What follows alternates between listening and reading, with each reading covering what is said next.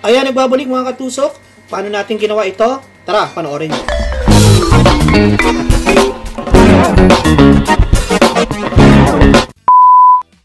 Ayan po ang ating gagamitin para sa ating dalawang center table flower arrangement. Yan, sinimulan ko nga po yan na maglagay ng sponge para po maitusok ang ating mga dahon. Gaya po ng paulit-ulit, ayan ang ating focal flowers na gagawin nating guide para sa ating creation na ito. Yan, nagdiretso lang po ako sa pagtusok ng ating napakagandang pink na flowers at dinagdagan ko po ng dahon para matakpan ng sponge. Yan, naglagay din po ako ng palamuti. Makikita lang po yan sa garden.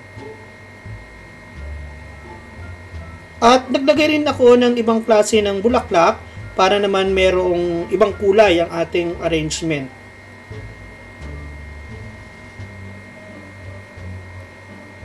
Dire-diretso ko lang po yan. Naglagay po ako ng ibang klase ng carnation dyan. So, ayan na po yung ating unang bulaklak. Dalawa po ang ating gagawin. Ito yung pangalawa. Naglagay tayo ng sponge. Tapos, nagupit tayo ng dahon. Linagay natin yung dahon. Lalagyan natin ng maraming dahon ang ating sponge para hindi natin maipakita sa mga guests. Yung dahon na po yan, galing lang din po yan sa hardin. So, naglagay na rin tayo dyan ng ating mga palamuti na makikita rin po sa ating garden. So, nagsimula na rin akong maglagay ng ating kulay pink na bulaklak. So, ayun.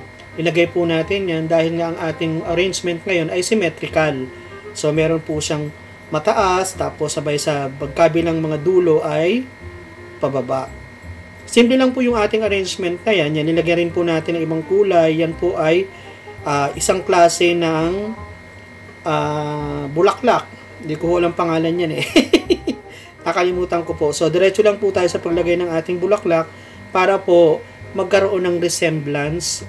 Ay, hindi tawag yung resemblance. Para merong pong mix yung ating arrangement na para sa ating center table sa receiving area. Yan, tinitingnan ko pa kasi kung anong pwede nating ilagay dyan dahil limited yung ating bulaklak. Marami tayong gagawin.